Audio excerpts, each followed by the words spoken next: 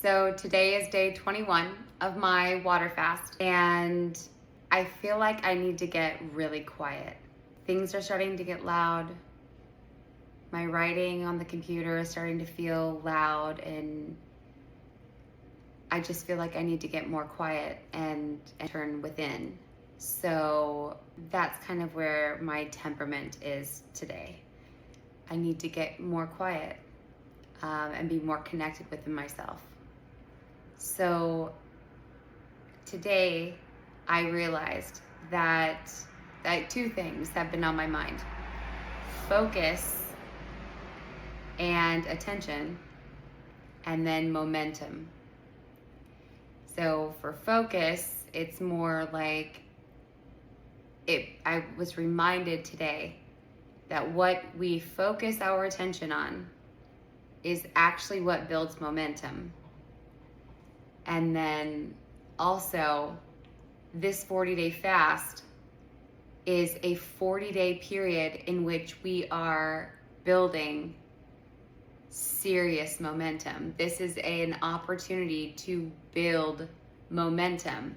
Now we choose the direction in which the momentum builds, right? So what we focus our attention on. So I'm going to go into where my head has been, and then I realize where it is, and then a shift, so that we can shift momentum in the direction in which we want to go. So first and foremost, how did I get here? I realized that I started to hoard sugar. I was, so that I wasn't focusing on what I was giving up or what I was passing on, I found myself starting to not just write down what sounded good, but also accept what was being offered to me and simply not consume it. So I found myself, like, just for example, yesterday, Father's Day at church, they gave out freshly made maple bacon donuts. I took 2, cling wrapped them, and then put them in the freezer. A girlfriend of mine gave me a bar and said, "Corris, you must try this. This is the best candy," and it's from Trader Joe's. It's a dark chocolate with almonds bar, and she insisted that this is the very best candy bar. So I took it and put it in my freezer.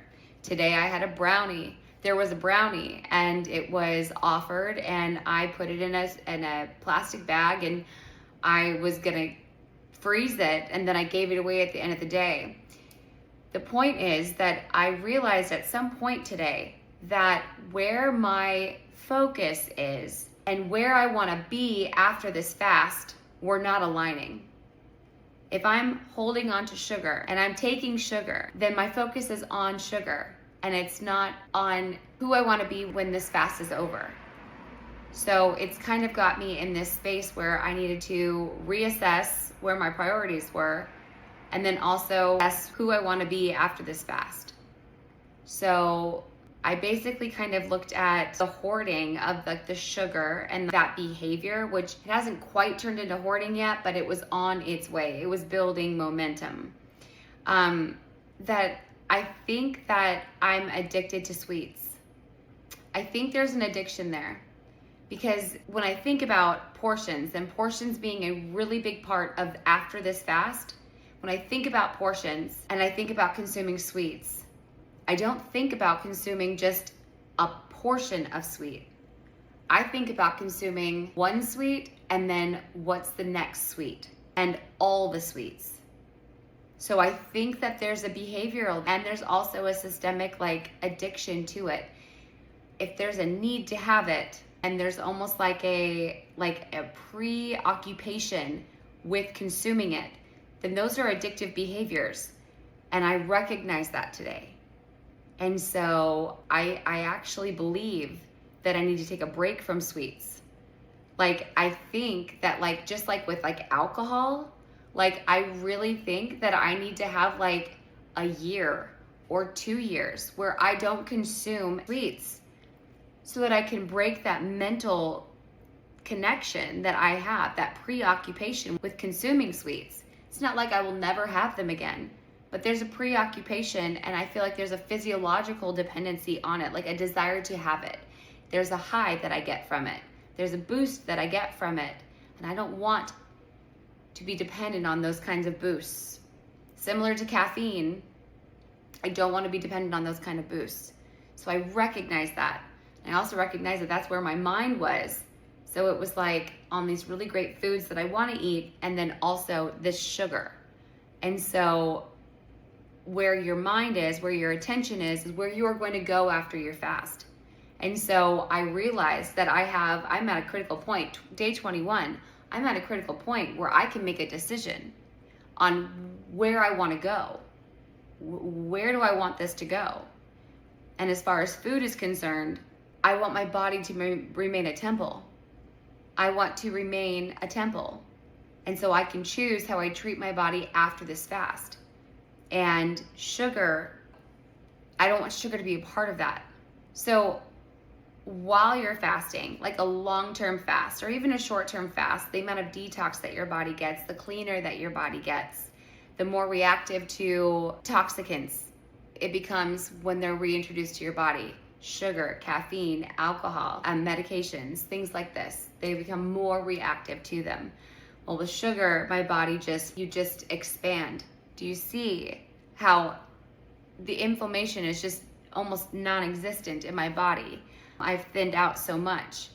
To introduce sweets or sugar, refined sugars into my diet, I would just expand. And I've seen this time and time again. And so I also reflected on the yo-yo of it all, the yo-yoing of it all. And I don't want that for my body. I want stability within and without. I want to be a stable human being, and I want to be a reflection of health and vitality. So I need to feed my body vitality and then remove those things. Well, while we're on a 40-day fast, we are building momentum. 40 days of momentum, and we choose where that momentum goes. So our focus needs to be on who we want to be and the behaviors that we want to instill after the fast. So I'm reminded of that best practice as well. And since my mind has been somewhere else, I came home today and I spent 3 hours writing about the person that I want to be and the behaviors that I want to continue, because we're building momentum. We're not just doing this for 40 days. We're actually building behaviors that we want to continue on afterwards. And so that's where my mind needs to be. So I wrote about the person that I want to be. I wrote about, what I want to build, my eating habits, my exercise habits, my daily routines that will keep me a vital and stable human being, my budget and how that's going to continue, my work habits. All of these things are part of my overall lifestyle choice and will continue to bless me moving forward. But while you're on a 40-day fast, you are building an exponential amount of momentum, and you decide what direction that's going to go. And where your focus is, that's where your prayers are. And so all of my focus and all of my attention and all of that momentum needs to build in the direction in which I want it to go. So I need to continue to write about exactly where I'm going. I need to make it a best practice to write exactly where I'm going and exactly the person that I want to be, exactly how I'm going to end this fast, exactly how I'm going to walk myself through rebuilding the musculature just of my internal system so that I can digest properly. Every bit of it needs to be written out, and it needs to be in the direction of which I want to go to maintain this healthy state of being, this temple within, this connection with God and within. While you're on a 40-day fast, a long-term fast, while exercising such self-control, this is the best time to pray for God, for you to break the vices that you have that are destructive to you. We have 40 days of momentum towards breaking the chains that bind you. You can use this. You can choose to use this to propel you forward, or you can go back to the life that you once lived, and you can feel that way again. Or you can choose to move forward and let those devices go, using those 40 days to build that momentum and to act as momentum to just right off, right? So what we're doing is we are building momentum during these 40 days.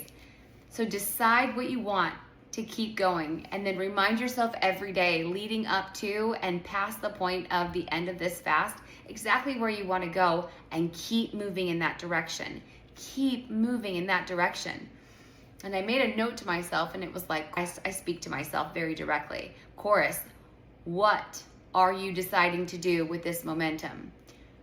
Who are you deciding to be with this momentum? Decide, and then stick to it. Make it so clear. Make it so crystal clear that no matter what, like, you are sticking to who you want to be. And every day, get some time, make some time, and make sure that you're writing life into it. You speak life into the person that you want to be. You speak life into yourself. You speak life into yourself because, again, you're turning to God and you're turning inward. And so you speak that life into yourself because no one is going to do it for you. And if you continue to look outwards, no one is going to do it for you. You choose who you want to become. So you make the choice. You write it into existence. You write it into yourself. You write your story. And then you just go after it. So while you are extending your fast, like you are on an extended fast, this is a period of time in which you are just, this is like an exponent. Like you are just accelerating anything that you put your focus on. So focus on the person that you want to be. And for me, I've decided, like, I'm deciding who I want to be. And I just need to keep reminding myself, because that easily we can forget when we're not consuming, when we feel lonely, when we have all of these emotions that are coming up within us that we're resolving while we're on this fast. It's a lot that we're processing. So losing focus or maintaining your focus on who you want to be, that's where your focus needs to be. You need to be on who you want to be, what you're going to become, and how you're going to use this momentum to continue to catalyze yourself forward. This is a catalyst. This is a catalyst. You choose the direction in which you go. And with that, I will say namaste, and I will see you tomorrow. Thank you so much for watching. And if you are in support of me and you like my page, or if you like this content, please like and subscribe and support me in this journey. And always leave comments and questions, and I would love to answer them. Just start the conversation. Let's build our community together. Thank you.